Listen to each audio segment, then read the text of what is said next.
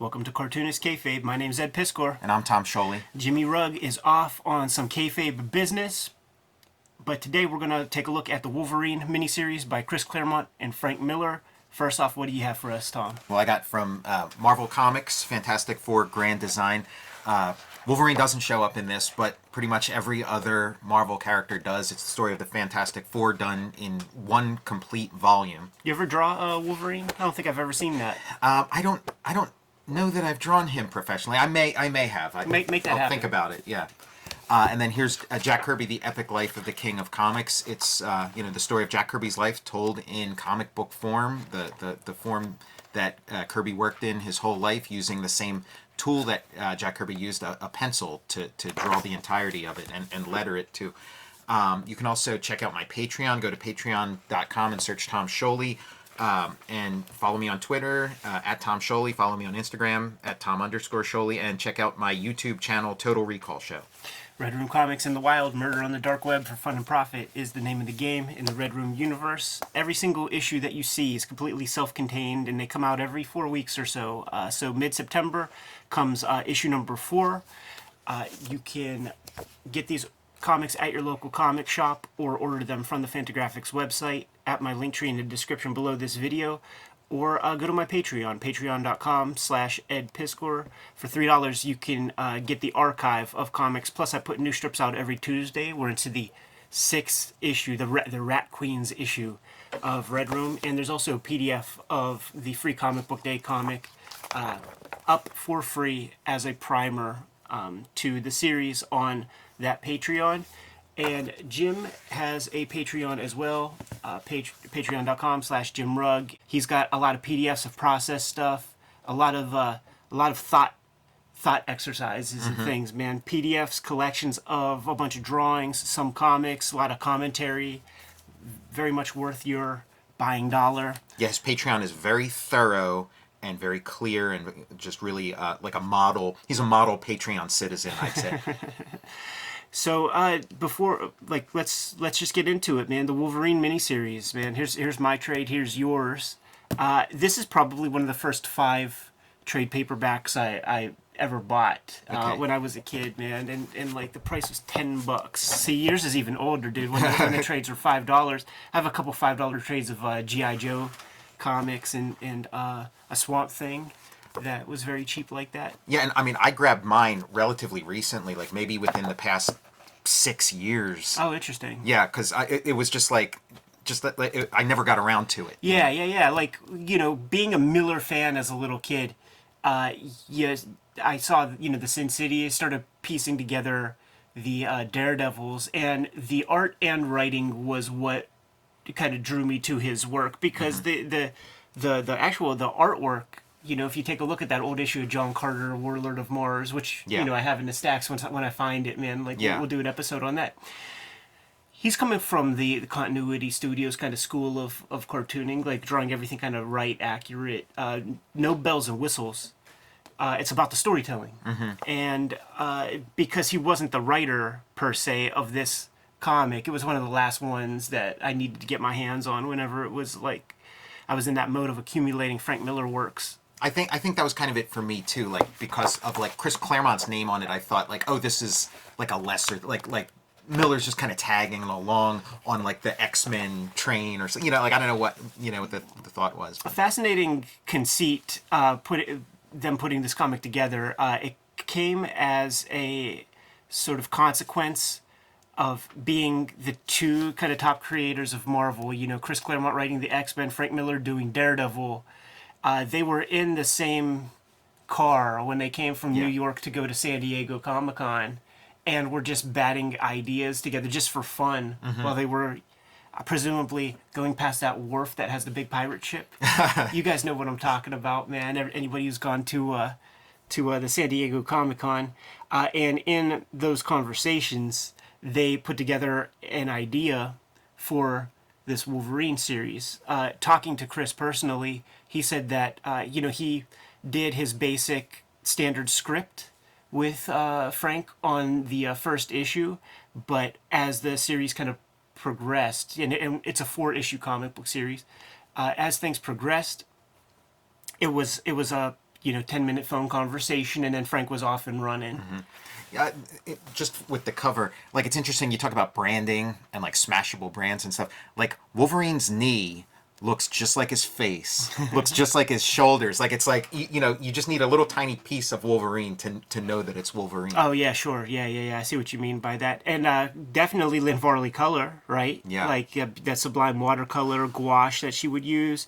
That bright blue on that hair is fly as hell. Yeah, the aesthetic is like the Elektra Lives Again aesthetic here, but like, I'm just curious about the time, because the timing of this, because like, it's all dated like 1987, like Miller's text pieces in here, but like, this feels like it came out of an earlier era. Like, it feels like it was made like while he was still like before Dark Knight.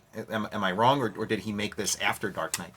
Are we talking about this cover or Not the cover, the series? Oh, it's before. It's before. Okay, that's what because all this stuff is dated, like all his talk is dated 1987. So I guess that's him talking specifically for this trade, collecting it, as opposed to like the production of the work. Yeah, for sure. And we have the trades, man. I was talking with Jimmy yesterday. He was like, "Sorry, I can't be there, man. We could have looked at the issues." The actual issues. Yeah, I've never gotten my hands on the issues, but this is the cover of issue 1. Yeah. I have a couple of those issues, but a great cover too. Like Miller is like really able to like boil things down, and it is that kind of like the come hither gesture, and he's gonna slice you up. Right. I sort of use that actually, like to a minor degree for this piece right here. Yeah, there you go. Yeah, I mean, it's a great idea. Great ideas are worth stealing. Going through these comics, like I get this like insecurity because he's so stylized in his like later works, but when you see his stuff here, like I still can't build the face that good. Right. When you see some of these faces, it's like fuck. I need to learn to draw. Yeah, just like I think getting around problems of like draftsmanship are how you create like an unforgettable style. Yeah. So it is like this is like a blind spot from like I have a pretty good sense of like Miller's career and where he's at for different things, but for some reason this one kind of fell through the cracks for me, which is odd because this is like, you can imagine when it came out, it was prime time stuff. Like Wolverine was like the character, like he like and the Chris Claremont X-Men and stuff, so compositions are bulletproof in this series. So things like this, like you just never saw this kind of treatment. On every page, he's allowing some negative space. Like, so that's something that is kind of worth noting. And there's a lot of negative space in these pieces, man, just bound inside that box. And sometimes they put verbiage in these, but then sometimes like this, they don't. And so like, again, like you're talking about trying to get your head around like drawing a realistic face that's solid. For me, like I'm trying to get my head around the design decisions because they're really great and they work, but I don't understand like how you get that. Like I feel so weird leaving this space there, like unless I knew for certain I was going to put some words, but it is like it does work. And these composite like superheroes, even a guy who doesn't fly like Wolverine, superheroes are kind of about that balletic movement upward, moving into the sky. And these compositions keep drawing your eye upward. You're constantly looking up at these characters, and then there'll be like a panel that sends you back down. But it seems like this downward motion is more to like there to facilitate the move back up. Nowadays, man, where people are tracing photographs and stuff, you would never get such a weird looking bear. And I love this thing right here, man. He went to his like little morgue file, man, did the best he could, and came up with this. And I actually wish that like animals and all that kind of stuff in comics was kind of less referenced, so that you get a little bit more of this kind of thing, because you accept it. You like it's cool, We're in cartoon it. land, like we're in a comic. We're in cartoon land. Anything you draw here, you can get over. This motion between the three panels is really fucking sick, man. A lot of the design decisions with the negative space, I wonder if it's just like Stephen Bissett said in our shoot interview, it's a loathing of the the rectangle. That's how Bissett It called breaks it up, man. you know, like it feels like he's referencing something. Maybe it's something in like Japanese design. It also like it feels kind of 80s. Like I'm picturing like some kind of like, you know, you're watching a commercial and there's like a graphic of like two, you know, pictures and one's moving up as the other's moving down. Oh, like this thing of him, like the first thing he does in this is like get in a fight with a bear, kill a bear. And I'm just thinking about how like times would have changed even like a couple years after this comic came out, where you could imagine if they made this in like maybe 1989 or 1990, he'd be going into this cave and then he'd like start making friends with the bear, and then the bear would be like eaten out of his hand. Like you wouldn't have him just like slaughter a bear, you know, he'd be sort of like friend to the woodland animals and stuff. Yeah, and he becomes that. There's something about like the bear has a poison dart in his back, and if it was a modern comic, he would be. That's how they would become friends. He'd pull that dart out. Yeah.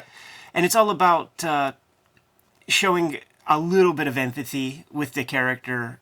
He had to take the bear down because the bear basically became drugged up and in a psychosis and slaughtered a bunch of people. And I mean, this is like, that's like a genre setup. Like, I mean, there's like flip books and stuff of like Superman killing a brontosaurus and stuff. So like just man versus beast kind of thing. And so in the 80s, he's kind of like, it's an updated version. So it's like, you know, he has to do it. He regrets it, but it is giving you all the grim thrills and chills that you're coming to a Wolverine story for, but it's giving you an out, like a moral out, so you can be like, oh well, you know, it's an act of mercy or whatever. This is a fascinating piece right here. This portrait of Mariko, Wolverine's main love interest, because this comic is inked by Joseph Rubinstein, and this duotone application is just freaking gorgeous. It makes me wonder, like, whose decision that was. Was that a Frank Miller decision? And if so, then Rubinstein is making decisions by, like, what's going to be in black ink, what's going to be in duotone, including, like, these teeth and stuff. Like, this is a very well executed illustration.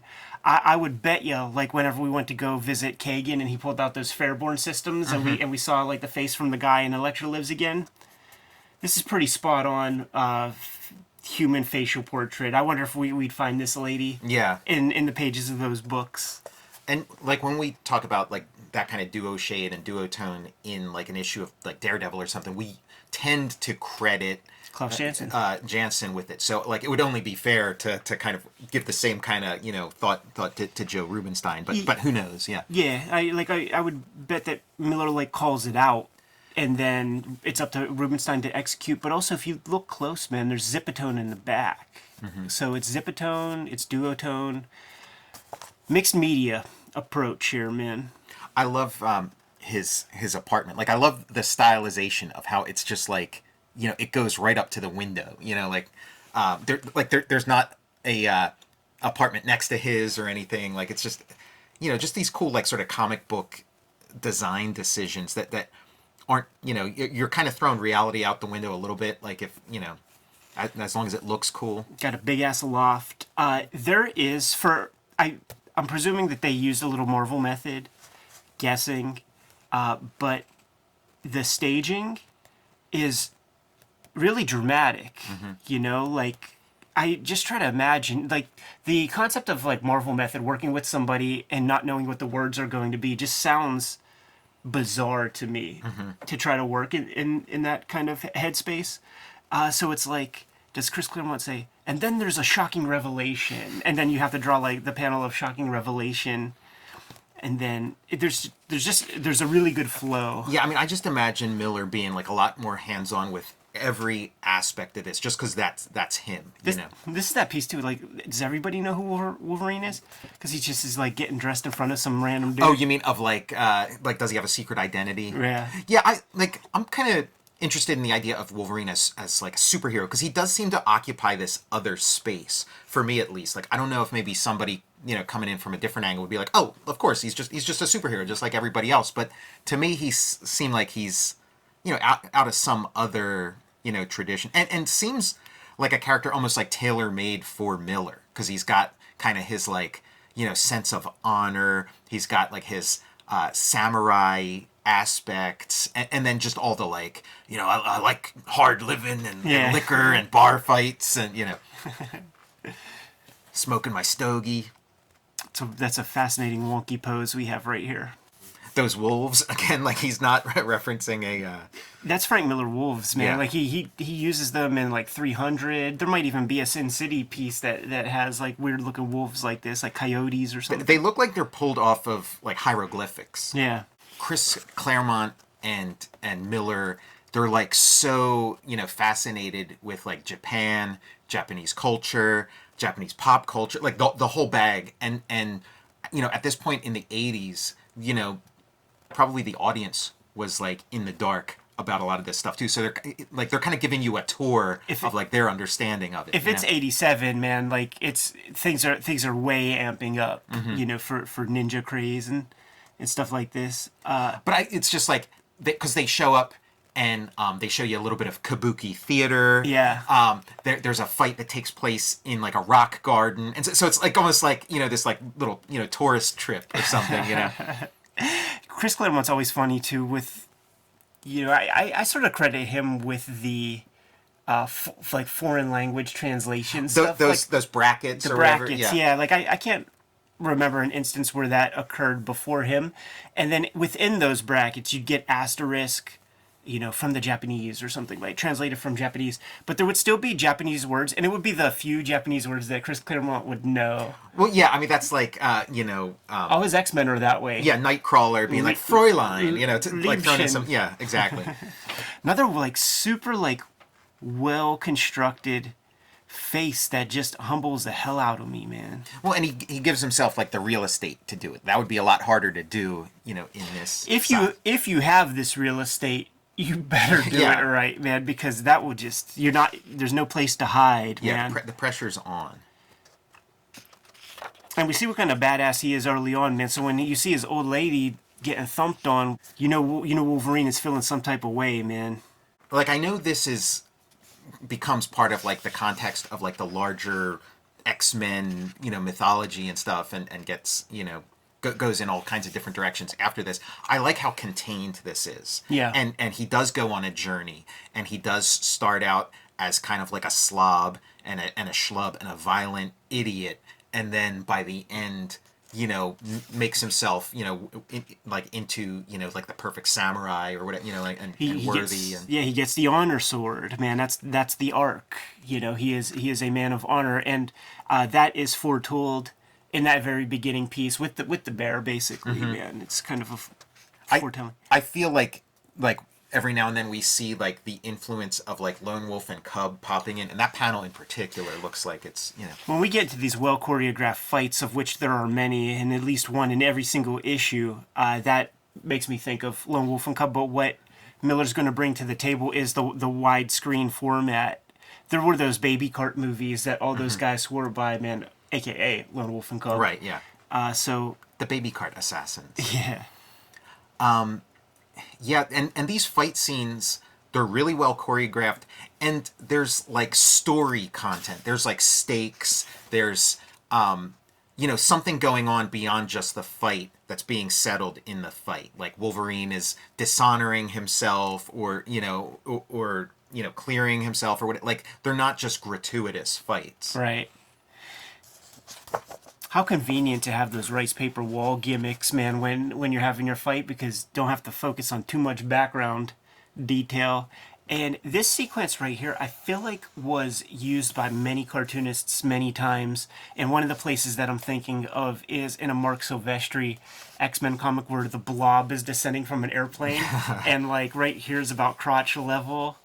And then he gets closer and just blackness. And I mean, again, another artist would maybe use it for one, but like that you go to black and then you have like the image of his fiance, of his soon to be fiance, or what, like rejecting him. There's a component of that movie, was it called Shogun? It was like a made-for-TV movie. Oh yeah, that would be on all the time, where the with Western Richard Chamberlain, yeah, the Western guys going to Japan and doing all that stuff, man. Like there's elements of that in here, and as a boy growing up, having no cable they would put Shogun on like every Easter or something, like once a year during some holiday.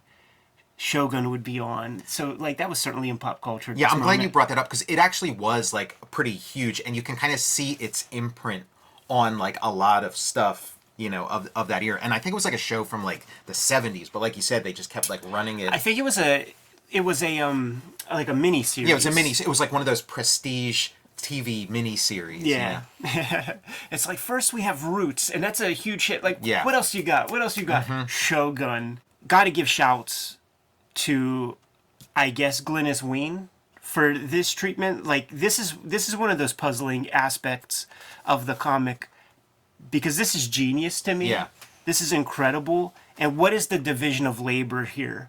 I'm going to put the onus on the colorist because there are many different like screens being used. Like if it was just a hard cyan or hard magenta, I would say that that's like an inked like surprint from the inker. I was just curious how it printed in this. It's pretty comparable, but when you get into like reprints of these kind of things, glossy, because like he's done that trick in like, you know, Daredevil issues also, and this is still like the same kind of, you know, treatment and screens and stuff. But when you start getting into like glossy paper and digital production, they'll like redraw this stuff in like the Photoshop spray paint tool, you know, and it's just egregious. You know? All right, we're into issue 2. And again, each cover pretty like simple, iconic. It makes perfect sense. Like when you go to the magazine section at Barnes & Noble or something, you see one striking image of Angelina Jolie. You know, like for some reason, these cartoonists today, these pencilers today, and for a million years, Yeah, for the past 50 years. Yeah, there's something in their mind that I think it equates to money, where I'm getting paid by the line. triple the rate of the interior page, so I have to bleed triple the amount that I do on an interior page, and it's just these competitive things. Knowing that that's what you have to compete with on the rack. Do one striking image of, you know, a main character with nothing else, you're gonna stand out like a sore thumb on that rack. Well, with something like this, you have to do more thought than drawing, and that's really scary and paralyzing to sit there kind of like just thinking it through as opposed to like just putting your pencil on the page and scribbling away. And yeah, like you were saying, like by issue 2, Miller kind of like takes over and he's off and running, and it does feel a lot more like a Miller comic at this point. Like, you know, this double splash, you know, we're kind of leading into some of the rooftop stuff we see in Sin City. Or see, now this is making me think that this is an old comic, but pre-87. Yeah, sure. Because you see the Foot Clan doing this kind of stuff, right? Like these like rooftop sequences and shit. And I just wonder if they pulled from this influence. Once again, great use of negative space. This is a very interesting 2-page spread because he's allowing all that white to be on that page, and the white, the negative space, is a character in this comic. Man, it breaks things up in an amazing way, and when designing 2-page spreads, you got to have two focal point. Like you have to have a focal point on one page and the other, and it's interesting. Like you could point to like either of these as like the main piece. Yeah. But everything is pointing toward Wolverine, who is the main focus. And again, always up. Like it's always sending your eye up. And like here, you know, like you're the guy on the street looking up admiringly at the action of the superhero. Don't you feel like it was a wasted opportunity? Like he didn't go full Kurosawa, Throne of Blood, and just have this our boy. I mean, riddled with arrows stuck in him. Yeah, of course. Like he's a dude with the healing factor. Like if you're ever gonna like use that imagery, like why wouldn't it be here? Yeah. Like how is he dancing between the raindrops? Yeah, just like you make him into a pincushion. Yeah. Yeah, that's what's great about Wolverine. He can like just take a beating. And I also like every time his claws pop, they have a different like they're just different shapes. They're different construction. Sometimes they're these ones where it's like a samurai sword or something, and then sometimes they're like pointy cones. Right. But again, that's like comics. You can play around with that kind of stuff. Rob Liefeld, when he would do his Wolverines, he adopted these like thick ass knives, man. And certainly there's that McFarlane Hulk cover. You don't get to see the Incredible Hulk in the claws if they're not this thick. Yeah. Good silhouettes throughout this entire series. I always kind of wondered, like, is Wolverine the #1 superhero in Canada? Like, is he Canada's Superman? Because, like, just the fact that he's Canadian and he's such a popular, like, and for a long time was like the superhero character. Like, I wonder if he means something different in Canada as opposed to here. Ho-Che Anderson, man. Wolverine or Captain Canuck? You choose. Yeah, I mean, because Wolverine, like, forget about Captain Canuck. Like, Wolverine is Canadian Superman. Like, The Canucklehead. and the thing that he has over Superman, like, he's actually, like Wolverine can actually, like, sell books. Right. You know? So it's like, you know, the only thing holding him back from being the #1 superhero in America is that he's not American.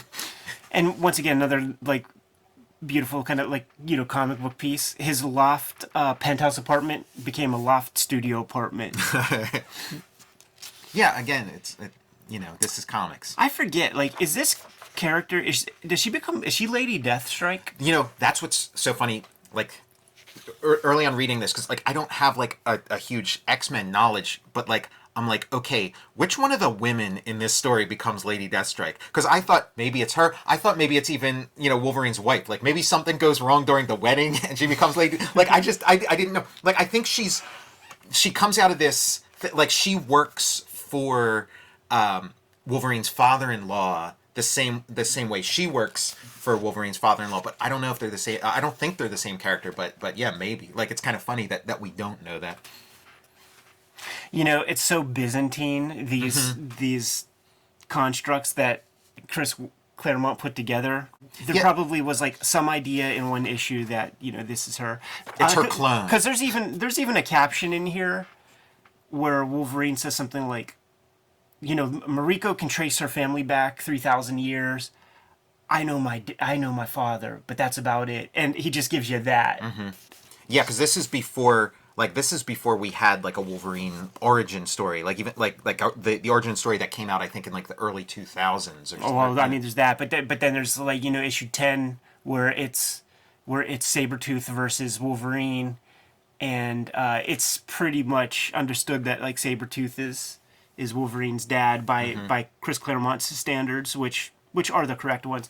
And then you see this weird stuff, right? That looks like one of the Dave Cockrum fucking Legion of Superheroes ladies or something. Well, I mean, you know, Wolverine, you know, that Dave Cockrum brought so much of his Legion of Superheroes aesthetic to the X-Men, and it is kind of funny how different their image is. Like, the image of the Legion of Superheroes is kind of like goofy and dumb and, you know, for nerds, and then X-Men are cool. But meanwhile, like so much of the aesthetic is the same guy. The dividing line, too, man, is that one issue in the early X-Men where they go to the Shi'ar galaxy and fight those, like, gladiators and all that stuff, and it's that 2-page spread. Like, it looks like X-Men versus the Legion of Superheroes. This is such an effective and simply constructed panel. Like, I wonder how much thought has to go into coming up with this, because it's fucking genius. Like, I can point to, probably in my mind's eye, 3 or 4 different kinds of comics that have the sneaking on the rafters motif. None are as effective or as simple. this. Like when we were talking about the printing ink rollers in that Miller Spider-Man issue. It's kind of like that. It's like just really efficient problem solving. Genius. And I also like seeing, like, the color. The overprint. Yeah, the overprint, not the pure black. Like, that's such, like, a comic book thing. Yeah, man. It's one of those things that Jimmy captures so well in his... I was going to say, like, I wasn't really aware of it as a thing until I saw Jim go out of his way to reproduce it in, like, you know, Aphrodisiac or whatever. Here's your aforementioned Kabuki fight sequence. And the idea is that, like, this is interesting, right? Like how do we convey motion of, like, the Kabuki, you know, fuss and muss? And it's just, like, weird little swirly speed line. And Wolverine smells a rat more accurately, he smells a little poison on the tip of that sword that's coming for his beloved, man, so he has to dispatch that guy. Gotcha. And then these spreads, right? Like having one face, two face, Yeah, smart spread. bookending the spread. Her gotcha thing kind of dates it too. Like that feels like super 80s. Gotcha from LJN, Yeah, where you use the controller and the zapper. Yeah, and the gotcha movie starring Anthony Edwards, which would have been like I guess 83 or something. Frank Miller loves those little hats, man. See, this is definitely like his like Lone Wolf and Cub vibes, man. Mm-hmm. Especially like these kind of moments, like these moments. Yeah. I mean, like Ninja Gaiden, cut screens, Right. You know. It comes from Kurosawa, Jimbo. Yeah, and you're just, you're working through your influences. You're like grooving to something. Like maybe a bunch of Lone Wolf and Cub comics, showed up on, in his office, and he's flipping out over them. This is a good piece, man. Where he had this relationship with Mariko, but she never seen this side of him before, and she sees him while out and is questioning things, and sees it happen on a stage. And she's frightened, while Yukio is perhaps a little damp. Yeah, these are noir tropes, and it is like where it's like he's got the girl who's from his world. Yeah, he has the girl who's from his who's dark and dirty and stuff, and is like possibly like a soulmate, but like he feels like he's something better than that. And then he has the girl who's like from the better side of town, who like he wants to and feels like he is part of her world. What a striking cover right here. Mm-hmm. Great lighting. Underneath that nose, that lighting is spectacular. And he's looking down at his hands. He's feeling remorse over what those hands did, and he's resheathed his claws. It is a new issue, so we have to tell you that he's the best there is at what he does, and that his name is Wolverine. I like this little step here. It's kind of jaunty. He's in the air. And another cool coloring approach. Somebody getting thrown through the window, and I noticed like the bar that he was in Canada when he was or Alaska or whatever when he killed the bear was also called Josie's. So Josie's is like a franchise, and they have like the Alaskan Josie's, the New York Josie's, the Sin City Josie's, I believe. Yeah, it's like TGI Fridays or something. This is so funny to me. Like, Chris Claremont, what are you thinking? You got all these guys just like pointing at him. He's drunk. He's worse for the wear. He's not himself. Wait, my brothers, the time is not yet ripe. It's like, how can it not be more ripe with 1,000 dudes aiming arrows at him? Also, I realized like the way that you kill Wolverine is all you have to do is give him a good slice on that neck and hit that carotid or the jugular or something. It's all over. Like, all that blood is seeping out of his system, and he'll be done. And this is like a Miller motif, like the hot gates. Yeah. From 300, and he does it in Sin City. Yeah, Big Fat Kill. Look at these drunken lovers. Yeah, and she's saying like, we're so alike. You're part. We're part of the same world. And speaking to your Japanese fetish of Claremont and Frank Miller, man, you got to have the Shinkansen bullet train. And then he has his dream, and this is like who he is in his dream. He's a samurai, and the way they cast his, and there he is as the pincushion, like you were talking about. He's cast as sort of a Ronin in this story. Yeah. He's like a dishonored samurai. Like he was trained with all the honor and stuff, but it somehow got fucked up somewhere along the way. And this is his dream life.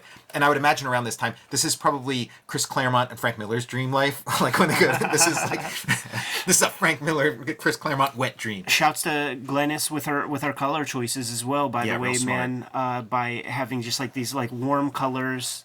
You go from this cool setting, warm colors, back to cool. Mm-hmm.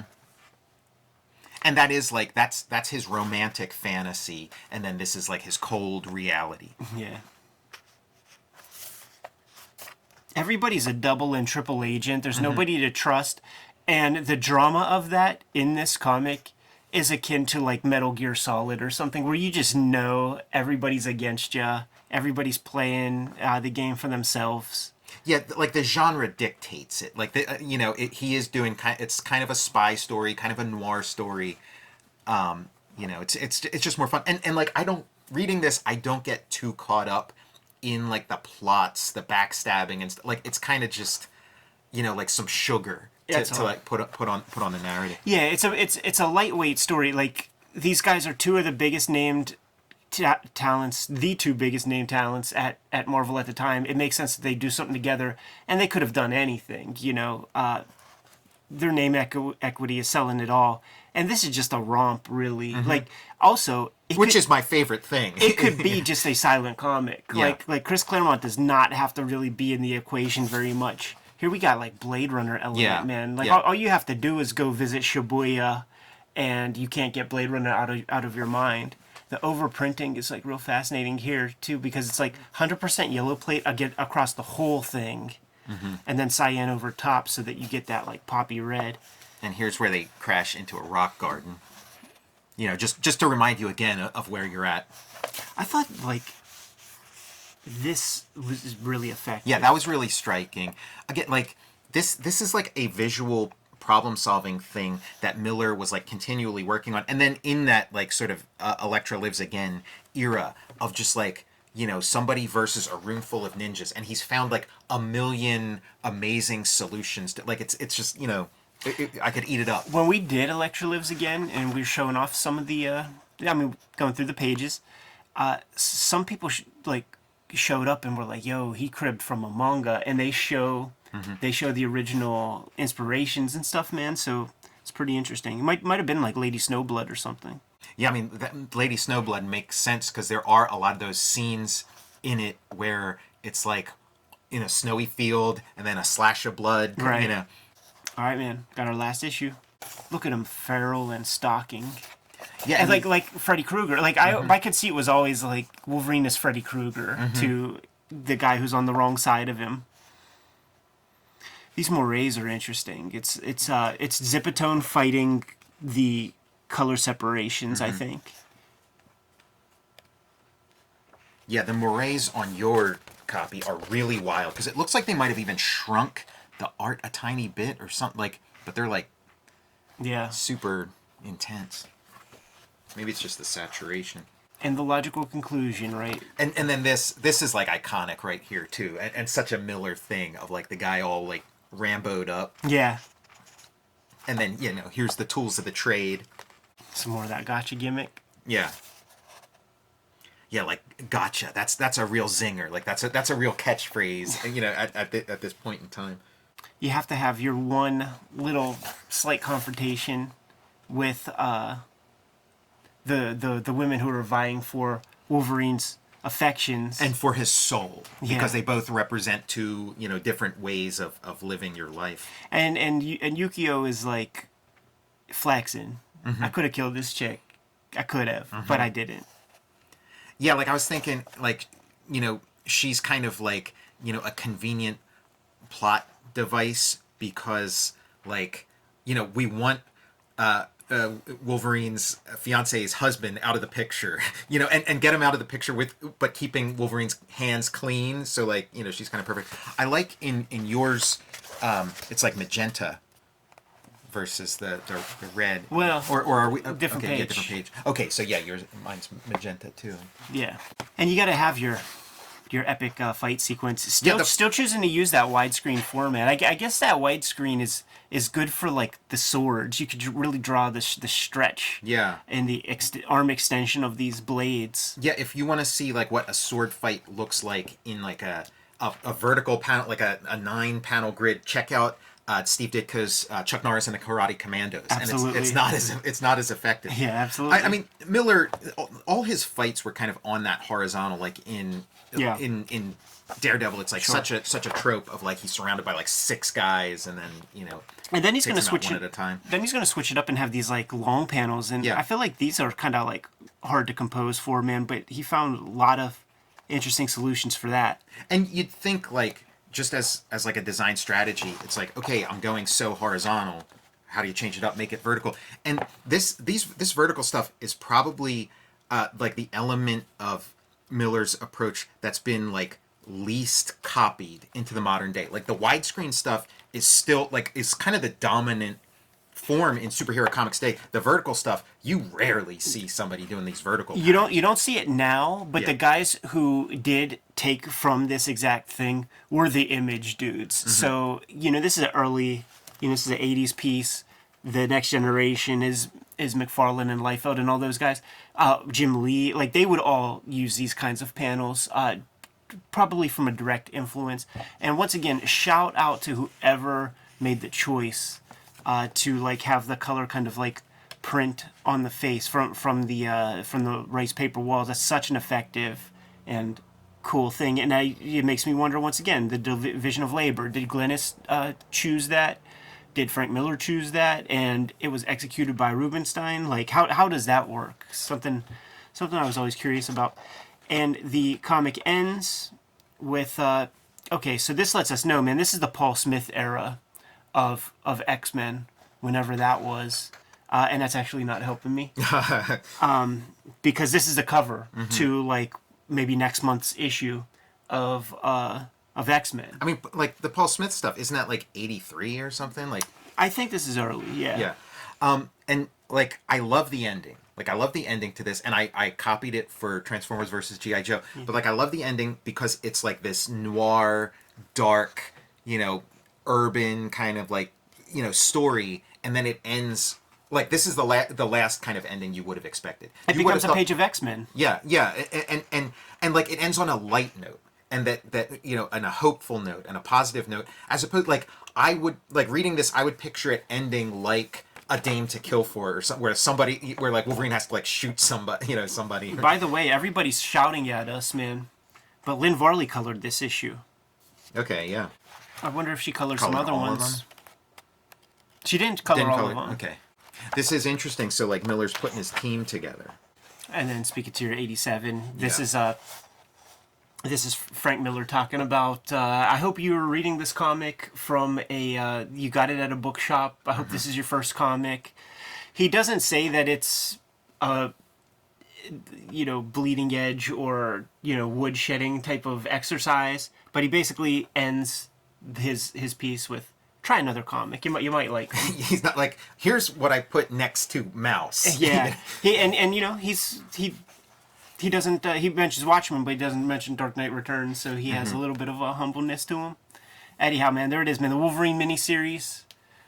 Jimmy and we talked about it several times, and I know he's not the biggest fan. So Yeah, I mean, like it's a romp. It's like lightweight, especially compared to other things in Miller's thing. But man, I love a light, fun, bouncy superhero comic that's got a little bit of grim and gritty sprinkled in the mix. Like this is, right up my alley. worth taking a look at.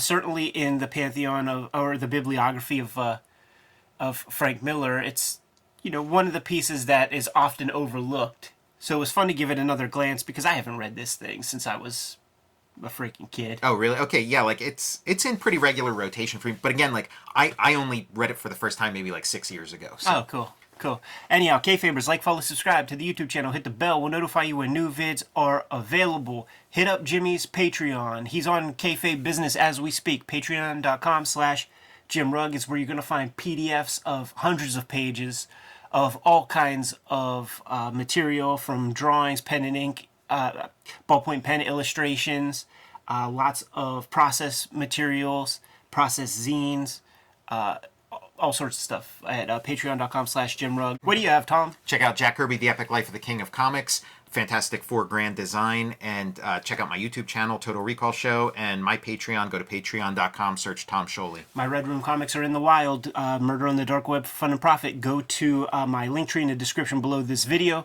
You're going to be able to order these comics from Fantagraphics. You're going to be able to hit up my Patreon and that link tree to read these comics before they hit paper.